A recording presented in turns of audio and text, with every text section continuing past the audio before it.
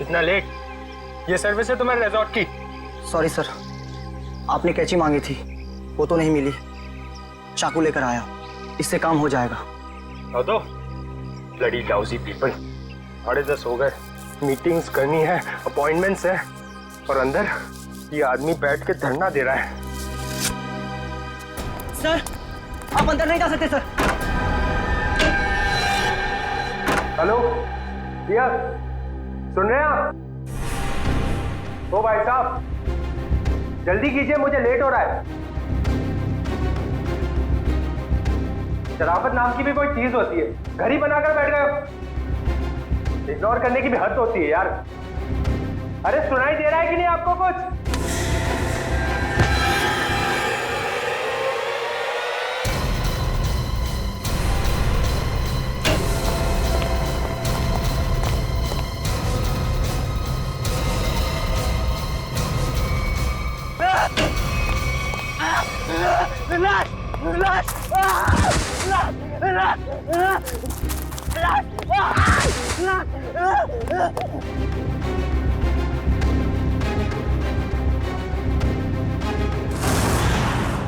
हाँ मैं पार्टी में आने की कोशिश करूंगी।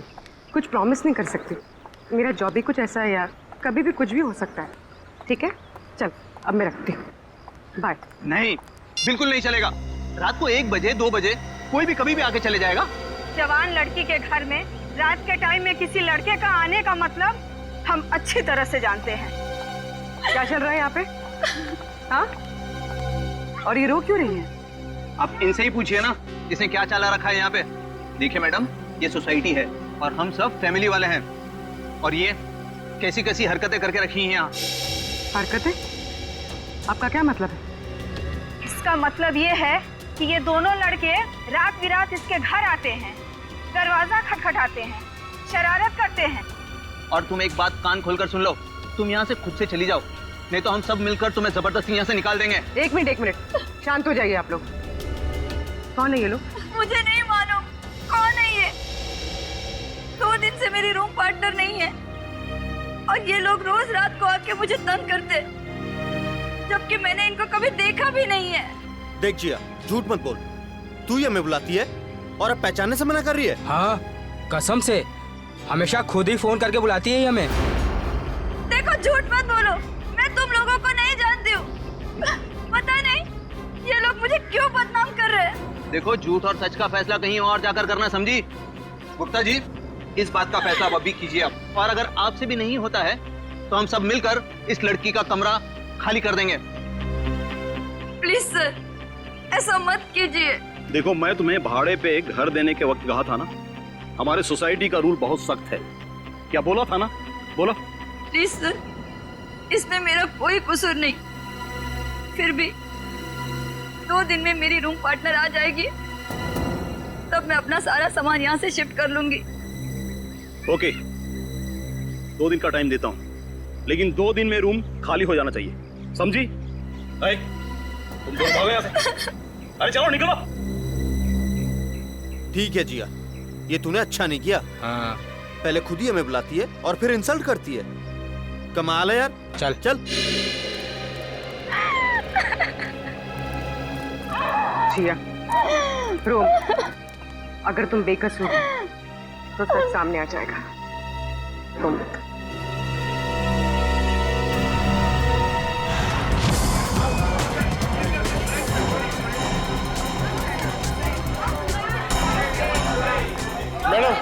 मैडम मेरा बिल बनाइए फौरन।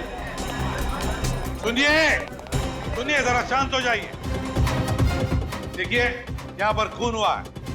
जब तक हमारा इन्वेस्टिगेशन पूरा नहीं होता, कोई ये होटल छोड़कर नहीं जाएगा। मैडम, आप भी ध्यान में रखिए, कोई भी गेस्ट नहीं जाएगा यहाँ से, समझे?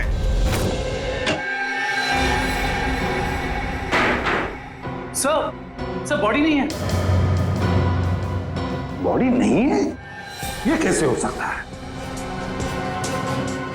बॉडी गई कहां? बॉडी कैसे गायब हो गई? ये कैसे हो सकता है? और सर, अगर किसी ने मर्डर किया है और अगर वो बॉडी ले गया तो फिर ये सिर क्यों छोड़ गया? वही तो, अगर सिर यहाँ छोड़ा और लाश कहीं पर लेकर गया तो कोई ना कोई निशान तो होने चाहिए था। किसी ना किसी ने तो देखा होगा। कोई ना कोई तो जगह हो सकती है। कहां गई लाश? हुआ क्या यहाँ पर? नहीं नहीं नहीं नहीं, यहाँ पर जो कुछ भी हुआ है ना सांखे, यहीं पर हुआ है, इसी 4 दीवारों के अंदर, स्टीम बॉक्स में, यहीं पर। सर इस सिर को देख के ऐसा लगता है किसी ने बहुत ही बेरहमी से कत्ल किया इसका, लेकिन यहाँ पे एक भी खून का निशान, कोई धब्बा, कुछ भी नहीं है। एग्जैक्टली। अगर सिर कटा है तो खून होना चाहिए था इन दीवारों पर, खून होना चाहिए था इस फर्श पर, लेकिन यहाँ पर खून का कोई भी निशान नहीं, कोई धब्बा नहीं। यहाँ देखो इस बॉक्स में खून का कोई भी निशान नहीं, कोई भी निशान नहीं, ना कोई हथियार का निशान। सांखे, सिर कटा हुआ है, लाश गायब है, लेकिन इस पूरे कमरे के अंदर कुछ भी निशान नहीं, कमरा सुथरा साफ है। इसका मतलब कुछ ना कुछ तो गड़बड़ जरूर है, कुछ ना कुछ तो गड़बड़ जरूर है बॉस। सर, हाँ सर, जिसका खून हुआ है उसके दोस्त बाहर आए हुए हैं। ठीक है, तुम चलो, मैं आता हूं। सांखे, देख ले इस कमरे का एक एक कोना कोना छान वाले, देख ले कुछ मिलता है क्या। देखता हूँ। सर ये रहे। आप लोग रजित के दोस्त हैं? जी सर। आखिरी बार कब मिले थे रजित? सर आज सुबह ही मुलाकात हुई थी। तो क्या कुछ फर्क लगा आपको रजित के बर्ताव में?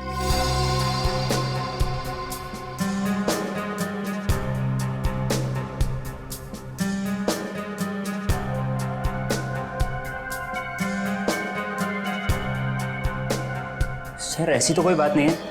इनफैक्ट हम जिम से साथ में ही आ रहे थे, कॉरिडोर में मेरी उससे बात भी हुई, बहुत फ्रेश और बहुत खुश लग रहा था। अरे रजित, कैसी रही तुम्हारी मसाज? हाँ, हल्का महसूस कर रहा हूँ। सेमिनार के लिए आए पर ऐसा लग रहा है वेकेशन के लिए आए हैं। मुझे लगा तुम वाकई में वेकेशंस के लिए ही आए हो। अरे कहीं सेमिनार में सो मत जाना।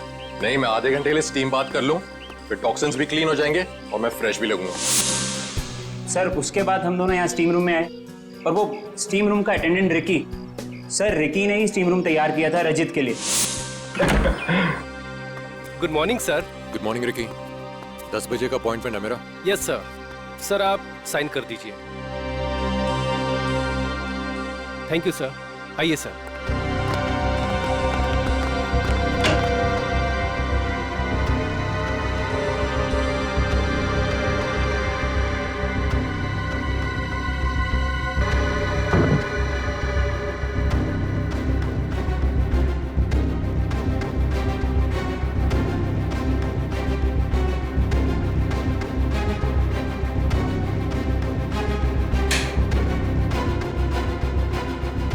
कितना टाइम लगेगा?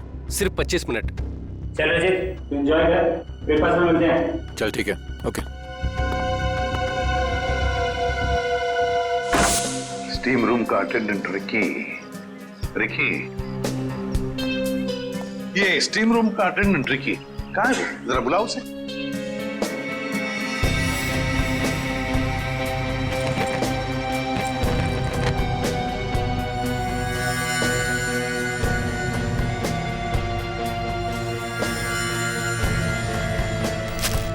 सर वो जब से हादसा हुआ है तब से गायब है। रिकी इस रिसोर्ट में कहीं नहीं।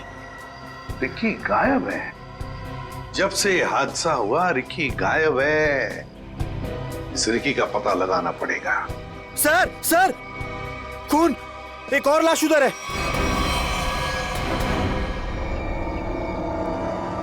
ये हो क्या रहा है आपके होटल में? हाँ, एक सिर मिला है जिसकी लाश गायब और अब ये दूसरा खून।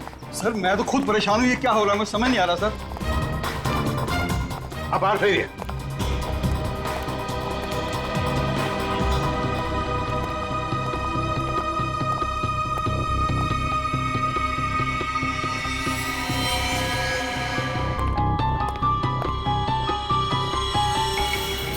Correct sir. देखो फिंगरप्रिंट चेक करो इस पर। सर हाँ, ये खाली ब्रीफकेस। स्टील की ब्रीफकेस, वो भी खाली। जरूर इसमें कुछ ऐसा सामान था जिसकी वजह से शायद इसे मारा गया। सर, ये 2 ग्लासेस। 2 ग्लासेस?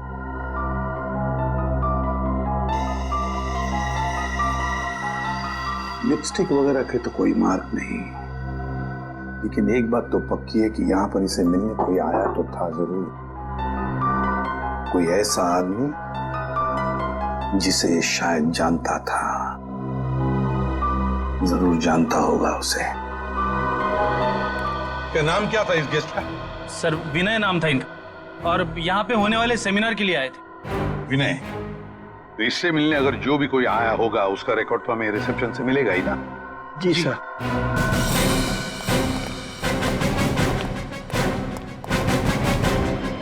देखो, विनय के बारे में और कुछ जानना चाहते हैं हम लोग। ये विनय कब आया था यहाँ पर? सर, मिस्टर विनय ने आज सुबह ही चेक इन किया था हमारे रिजॉर्ट में, करीब 8 बजे। 8 बजे? जी। अकेले ही आया था या कोई साथ में भी था उसके? अब नहीं सर, वो अकेले ही थे। उनके रूम में कोई बाहर से विजिटर आया था? नहीं सर, बाहर से तो कोई नहीं आया था, लेकिन उनके सेमिनार से उनके रूम में कोई गया हो तो उसका पता नहीं हमें। अच्छा, विनय के बारे में कुछ खास बात याद आती है तुम्हें? मेरा मतलब है कुछ भी, यू नो। आपके रिसोर्ट में इस ब्रीफकेस के लिए कोई पर्सनल लॉकर है? आई एम सॉरी सर, हमारे रिजॉर्ट में ऐसी कोई फैसिलिटी नहीं है। ओके। हाँ सर, उनके पास एक छोटा सा स्टील का ब्रीफकेस था जिसे वो कुछ ज्यादा ही संभाल के रख रहे थे, और उसके लिए उन्होंने पर्सनल लॉकर के बारे में भी पूछा, बट सर हमारे रिजॉर्ट में ऐसी फैसिलिटी नहीं है। स्टील का ब्रीफकेस? लगता है ये वही स्टील का ब्रीफकेस है जो हमें उसके बेड पर से मिला है। जरूर उसके अंदर कोई कीमती, कोई इंपॉर्टेंट सामान होगा। सर ऐसा भी तो हो सकता है कि इस विनय की मौत का यही कारण हो। हाँ सर, विनय के रूम में कोई होटल के बाहर से नहीं, होटल के अंदर से आया था और दोनों साथ में ही बैठे थे। सर।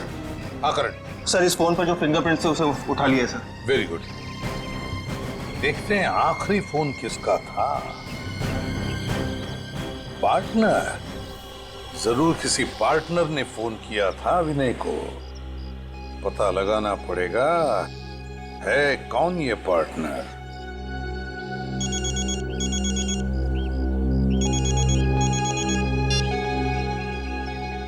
हेलो। हाँ, तुम आज से ही काम शुरू कर दो, ये जरूरी है।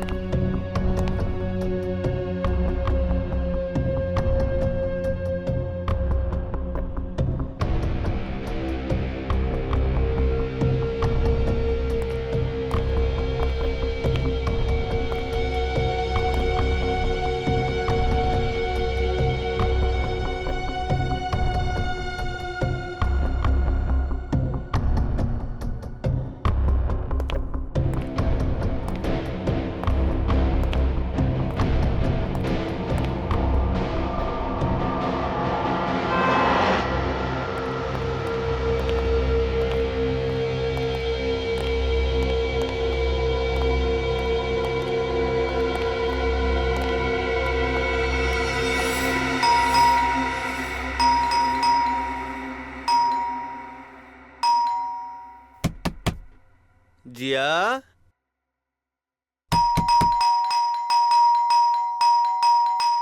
दरवाजा खोलो जिया। जिया, जिया, जिया दरवाजा खोलो वरना तोड़ देंगे हम, बता रहे हैं हम बस। ये इन लोगों का रोज का नाटक है। जिया, दरवाजा खोलो जिया। जिया प्लीज दरवाजा खोलो प्लीज, नहीं तो हम तोड़ देंगे दरवाजा, बोल दे रहे हैं हम। जिया, जिया, पुलिस को फोन करते हैं, तभी बात समझ में आएगी। जिया, दरवाजा खोलो जिया। जिया,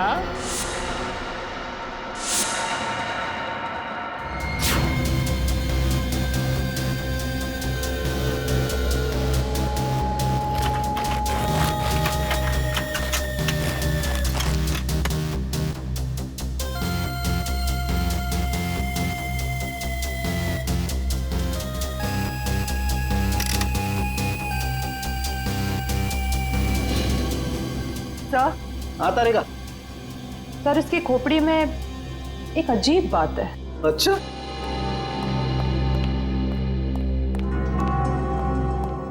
क्या अजीब बात है? सर इसकी गर्दन पे ना तो किसी चीज से काटने का निशान है और ना ही तोड़ने का। लेकिन कोई ना कोई निशान तो जरूर होना चाहिए। हाँ, कोई निशान तो होना ही चाहिए। अगर हथियार का नहीं है तो किसी और चीज का निशान होना चाहिए जिससे मारा गया। और इसकी खोपड़ी का अंदर का हिस्सा बिल्कुल खाली है। ऐसा लगता है जैसे कि सारी चीजें पिघलकर बह गई हो। ऐसा कैसे हो सकता है तारिका? इसके अंदर कोई मोम तो होता नहीं। खून है, मसल्स हैं, टिश्यूज हैं। हाँ, लेकिन ये खोपड़ी बिल्कुल खाली है। अच्छा तारिका, इसकी खोपड़ी में से जो फ्लूइड निकला था, तुम उस फ्लूइड को चेक करो, उसमें जरूर कुछ ना कुछ मिलेगा। सर।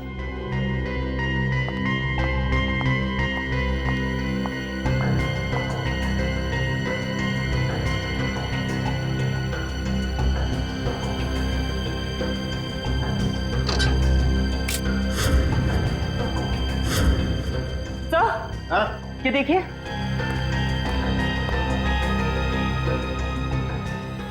अरे एसिड,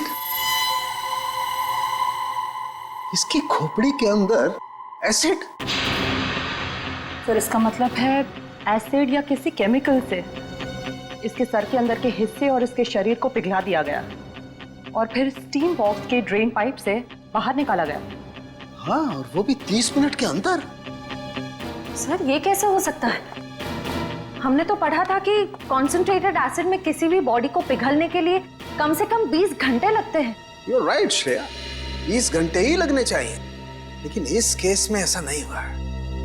एक और बात, इस ड्रेन पाइप में मुझे कैल्शियम फॉस्फेट, जिससे इंसान की हड्डियां बनती हैं, वो और कुछ टिश्यूज के टुकड़े मिले हैं।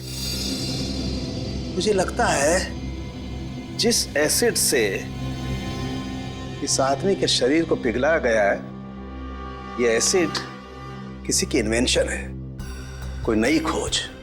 हाँ सर, उस बॉटल के निचले हिस्से से जो निशान बना था जिस केमिकल से, वो भी एसिडिक है और हमारे किसी केमिकल से मैच नहीं करता।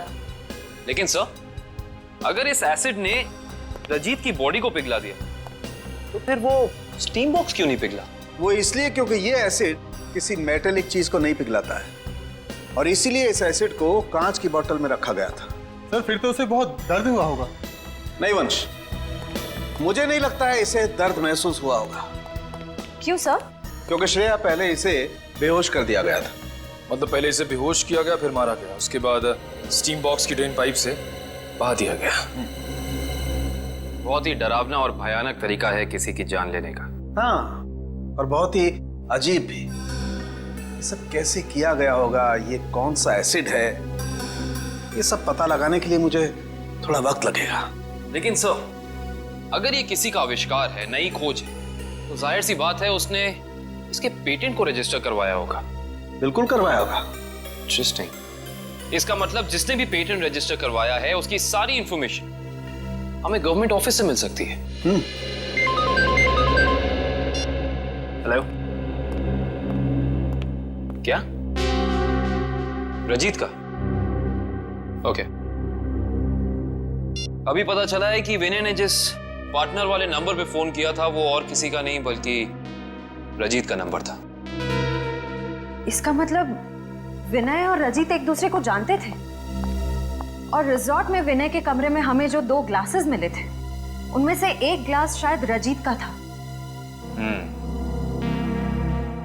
अब तो विनय के घर वालों से ही पता करना पड़ेगा। लगता है रिकी घर पर नहीं है, तोड़ दो दरवाजा।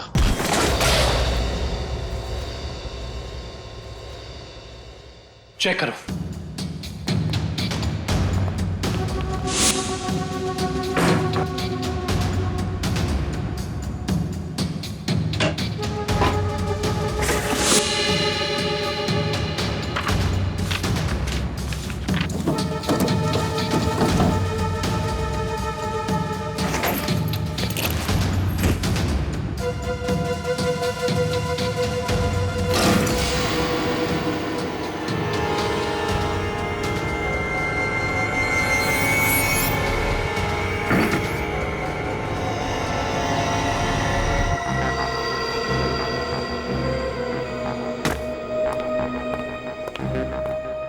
ये बॉटल देखो, इसका नीचे का हिस्सा बिल्कुल वैसे ही है जैसा निशान हमें रिजॉर्ट के स्टीम रूम में मिला। ओह, तो इस केमिकल से रिकी ने रजित की बॉडी पिघलाकर उसका खून कर दिया है। हाँ, लेकिन एक स्टीम रूम का अटेंडेंट किसी को इतनी चालाकी से नहीं मार सकता। ये उसके दिमाग का काम हो ही नहीं सकता। कोई है जो उससे ये करवा रहा है। कौन करवा सकता है ये सब? इसका जवाब तो रिकी देगा। हाँ, और उसके लिए रिकी का मिलना बहुत जरूरी है। चलो बाहर लोगों से पूछते हैं, शायद उसे जाते हुए किसी ने देखा। एक्सक्यूज मी, आप लोग सब यहीं आसपास रहते हैं? जी जी। ये वो रिकी रहता है यहाँ पे, आप लोग उसे जानते हैं? आज आपने उसे देखा? हाँ सर, मैंने देखा उसे। बड़ी जल्दी में लग रहा था और एक बैग भी था उसके हाथ में। अच्छा, यहाँ से किस तरफ गया था वो? सर उस तरफ। उस तरफ? हाँ सर, एक ट्रक आया और रिकी उस पे बैठ के निकल गया। थैंक यू, चलो उस डायरेक्शन में देखते हैं।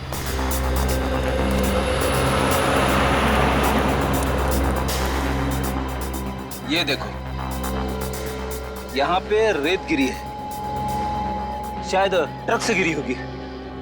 इसका मतलब जिस ट्रक में रिकी गया वो ट्रक बिल्डिंग मटेरियल लेके जा रहा था।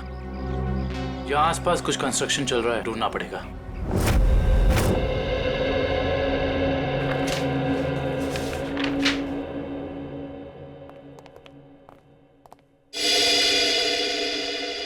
जी कहिए। सीआईडी। सीआईडी? जी, पिछले हफ्ते में जितने भी एसिडिक केमिकल्स को पेटेंट कराया गया है उन्हें रजिस्टर करवाने वालों के नाम और पते हमें चाहिए। केमिकल का कोई नाम भी तो होगा। आप वो फाइल हमें दे दीजिए, हम खुद ढूंढ देंगे। ठीक है।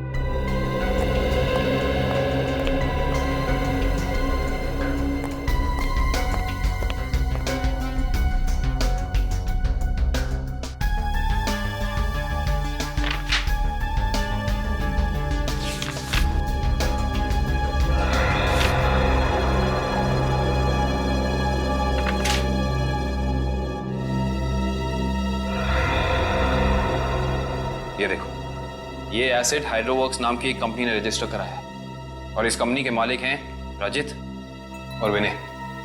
इसलिए विनय के सेल फोन पे रजित का नंबर पार्टनर के नाम से सेव था। रजित अपने खोज से मरा और उसका पार्टनर विनय एक बंद कमरे में मरा हुआ मिला। इंटरेस्टिंग। ये केस तो और भी ज्यादा उलझता जा रहा है। नैना जी, हमें भी बहुत दुख है विनय की मौत का। हम आपका ज्यादा वक्त नहीं लेंगे। हाँ, लेकिन आपसे थोड़ी जानकारी चाहिए हमें। मुझे तो अभी भी समझ नहीं आ रहा कि विनय से किसी की क्या दुश्मनी हो सकती है। बेहद शरीफ और मिलनसार इंसान थे मेरे विनय। अच्छा, ऐसा कोई हादसा या कभी उनकी किसी के साथ कोई तू मैं हुई हो या कोई दुश्मनी, कुछ याद है आपको? दुश्मनी तो कोई नहीं थी, पर हाँ, कुछ दिनों से उन्हें कुछ धमकी भरे फोन जरूर आ रहे थे। धमकी? कौन थे ये लोग?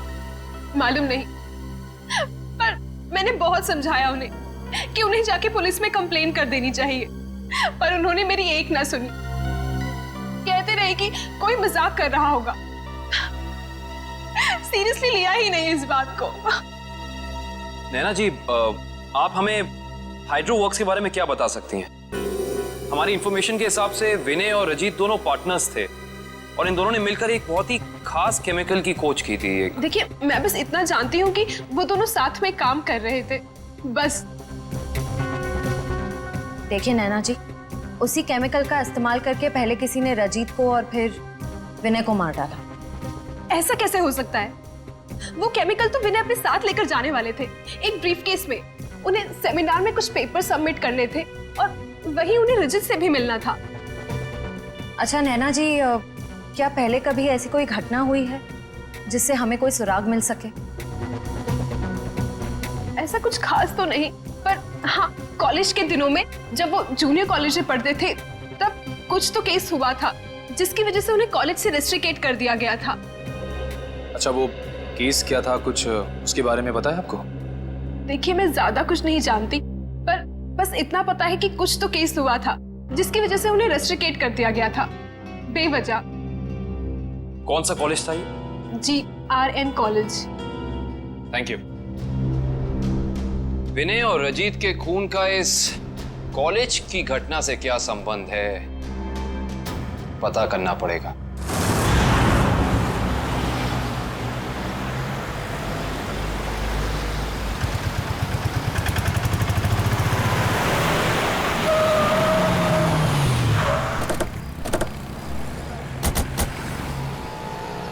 ये देखिए, रेत यहाँ पे पड़ी हुई है और ये देखो टायर के मार्क्स।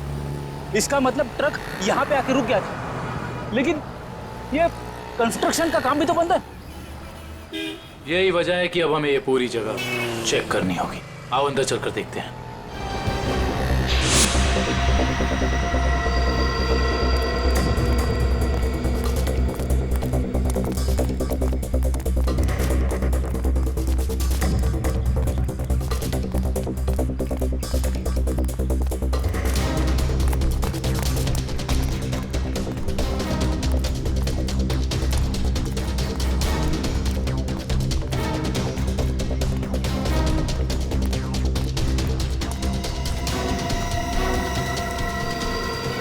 सर, रिकी यहाँ पे है।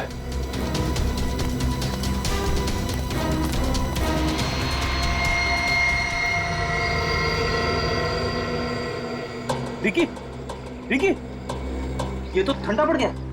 हाँ सर, इसकी स्किन भी कड़क हो गई है। पहले से हॉस्पिटल पहुंचाओ।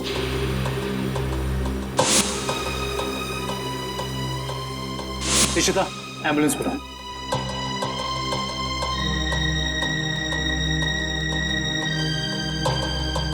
इसके शरीर पे जेल जैसा कुछ लगा हुआ है, जिसकी वजह से इसका शरीर अकड़ गया होगा। और ये देखिए, आसपास के पत्थरों पे भी जेल जैसा ही है। ये देखो,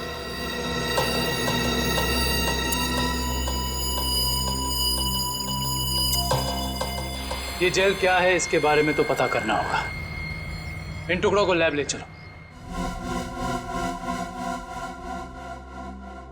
जिस तरीके का केमिकल हमें क्राइम स्पॉट पे मिला है, उसी तरह का केमिकल मैंने बनाया है और ये केमिकल मैं इस बॉक्स में डालता हूं। तारिका, बॉडी टेम्परेचर मिला? नॉर्मल है सर। गुड। इस स्टीम बॉक्स में जो बॉडी है, ये लगभग इंसान की बॉडी की जैसे ही है। आपका कहने का मतलब है क्लोन की तरह? ऐसा ही समझ लो। अब इस मशीन में हमने जो केमिकल डाला है, उसकी स्टीम हम स्टीम बॉक्स में पास करते हैं। लगभग 30 मिनट तक हम स्टीम पास करते हैं। उसके बाद देखते हैं क्या होता है।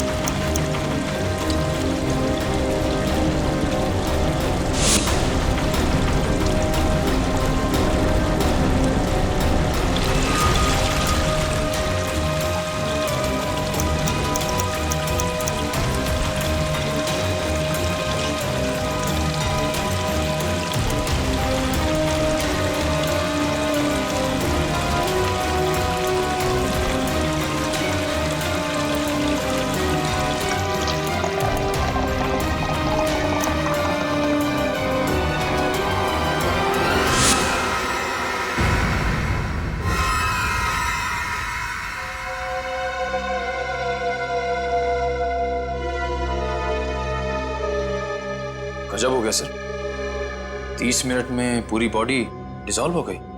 हाँ निखिल, ये केमिकल बहुत पावरफुल है। थोड़ी सी मात्रा में पूरी की पूरी बॉडी पिघल करके बह जाती है। रिकी की बॉडी भी इसी केमिकल की वजह से फ्रीज होकर के अकड़ गई थी। आई सी, बहुत ही खतरनाक केमिकल है ये।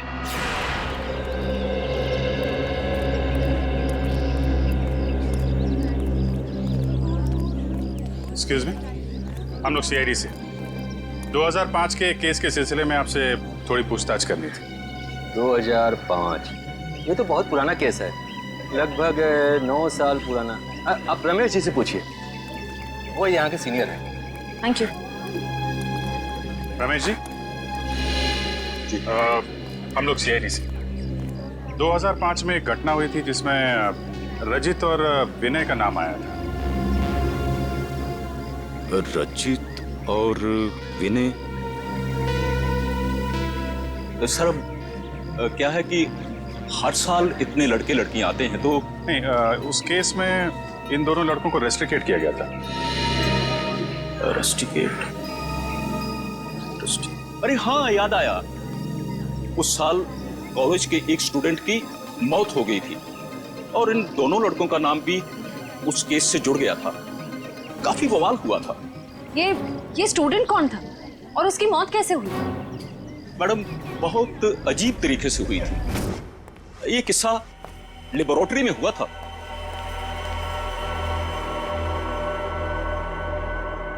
इतनी देर तक कौन काम कर रहा है? कौन काम कर रहा है?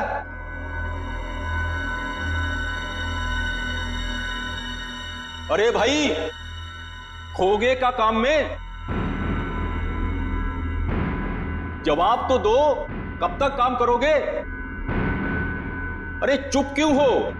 बताओ, मैं लेबोरेटरी बंद करूं या खुली रहने दूं?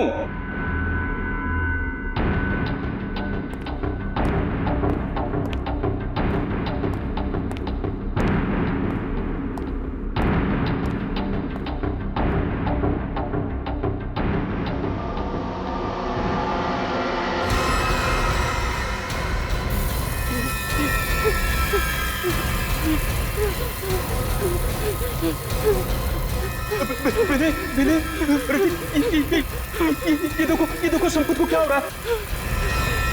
सर बचाइए इसे, प्लीज कोई बचाओ इसे। सर देखिए ना संपत को क्या हो रहा है। सर देखिए ना। क्या कुछ करो भाई। सर क्या हो रहा है, देखिए ना। सर बहुत भयानक था वो। ऐसा मैंने पहले कभी नहीं देखा था। एक आदमी खड़ा था और खड़े खड़े पिघल गया। संपत नाम था उसका। पुलिस केस भी हुआ था और विनय और रजित को रेस्ट्रिकेट किया गया था। इस केस से जुड़ी सारी फाइलें चाहिए। हेलो, कहाँ? कौन से रेस्टोरेंट? ठीक है, मैं पहुंचती हूँ। नजर रखना।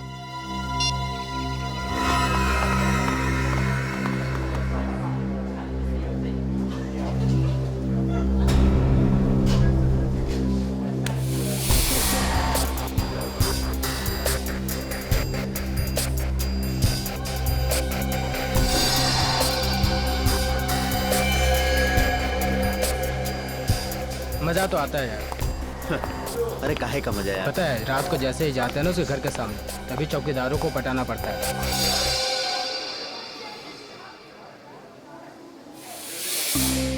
मैडम, आप यहाँ कैसे? तुम लोग क्या समझते हो? तुम लोग कुछ भी करते रहोगे और तुम्हारा कोई कुछ नहीं बिगाड़ सकता। मैडम, हमने क्या किया? एक लड़की का जीना हराम कर रहे हो और पूछ रहे हो क्या किया है? टेढ़ी बात करोगे ना तो सीधा करना हमें आता है। क्यों कर रहे हो ऐसा? मैम, हम खुद नहीं गए उसके घर, वो खुद ही हमें बुलाती थी। हम पहले भी बता चुके हैं मैम आपको। और मैडम, आपको जानना ही है तो आप जिया से बात करो ना। वो क्यों बुलाती है हमें? वो झूठ नहीं बोलती है। सर, हम सच बोल रहे हैं सर, हमारा यकीन कीजिए प्लीज। हाँ जानता हूँ, राजा हरिश्चंद्र के चेले हो ना तुम लोग।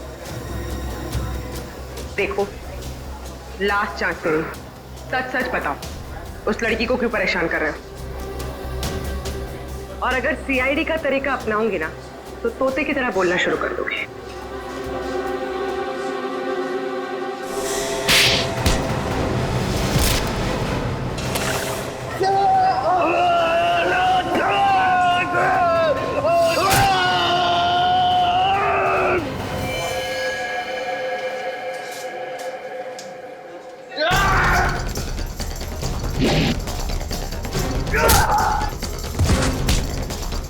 लड़कियों को छेड़ता है।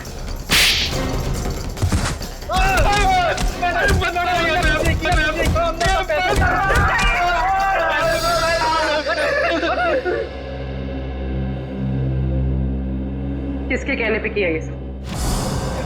एक्सपेरिमेंट हो रहा था साइंस लैब में 2005 में और बेस्ट इन्वेंशन करने वाले को स्कॉलरशिप मिल रही थी। ये तो स्टूडेंट पिघल के मर गया था संपत। इसने एक स्पेशल एनेस्थीसिया बनाया था बेहोश करने की दवा, जो किसी भी मसल को 5 मिनट के लिए फ्रीज कर सकती थी। और ये रजित और विनय, इन्होंने एक ऐसा केमिकल बनाया था जो किसी भी चीज को 30 मिनट के अंदर पिघला सकती थी। सर ये देखिए।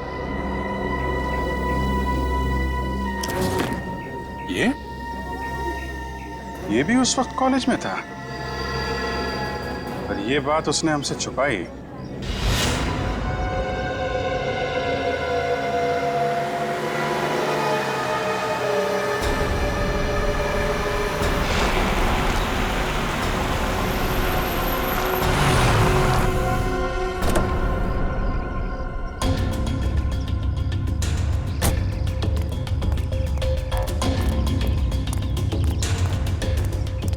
पैसे लिए?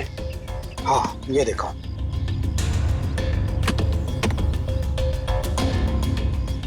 अब खुश? गुड। ये रहा तुम्हारा सामान।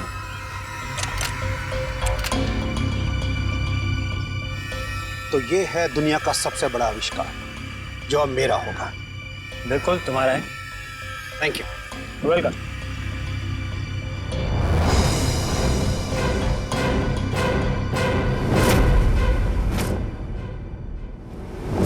ये छुप छुप के क्या कर रहे हो? हैं? क्या कर रहे हो छुप छुप के?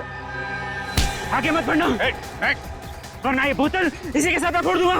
मत बढ़ना आगे, कह रहा हूँ आगे मत बढ़ना, नहीं तो ये मारा जाएगा। तुम यहाँ से जा नहीं सकते हो, छोड़ो उसे। आगे नहीं बढ़ना। कहा ना, मैं झूठ नहीं बोला मैं।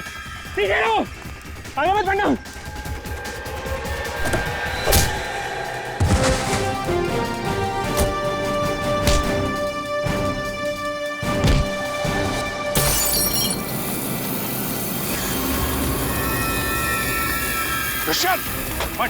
हॉस्पिटल लेकर आओ जल्दी।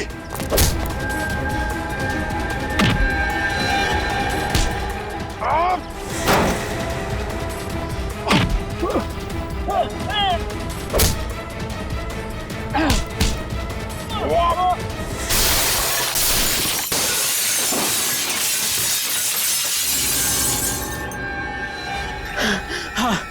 मैं नहीं मारा उसे।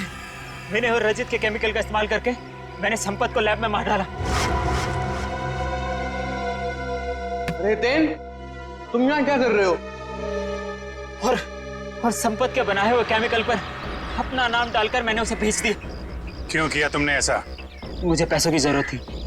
मेरे खर्चे पूरे नहीं पड़ रहे थे। और जब मुझे पता चला कि संपत ने एक ऐसे केमिकल का आविष्कार किया जिससे बॉडी फ्रीज हो जाती, उसकी इंटरनेशनल मार्केट बहुत ज्यादा थी। उससे वो केमिकल हासिल करने के लिए मैंने उसे भी मार डाला। रजित और विनय को उन्हीं के खोजे हुए केमिकल से मार दिया और केमिकल बेच के पैसा कमाना चाहते थे, क्यों? हाँ। और इसमें वो स्टीम रूम का अटेंडेंट रिकी, उसने तुम्हारी मदद की थी। हाँ, लेकिन मैंने उसे पैसे दिए थे। इस बॉटल का सारा केमिकल स्टीम बॉक्स में डाल देना। जैसे काम खत्म हो जाए इस बॉटल को गायब कर देना। चलो। हाँ, समझ गया। चलो निकलो। मैंने पहले विनय को मारा।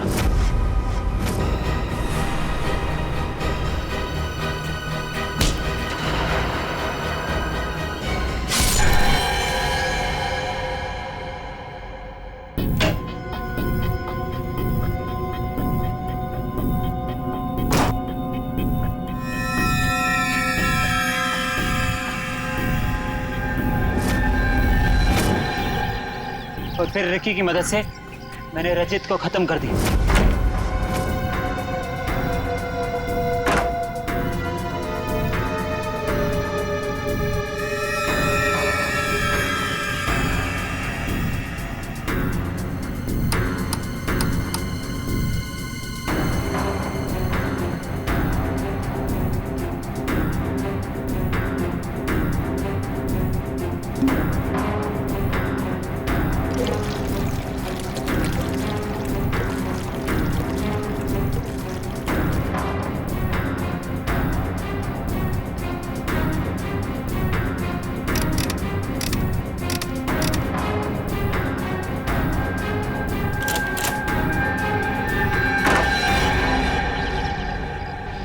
रिकी तो तुम्हारा साथी है ना, फिर उसे मारने की कोशिश क्यों की तुमने?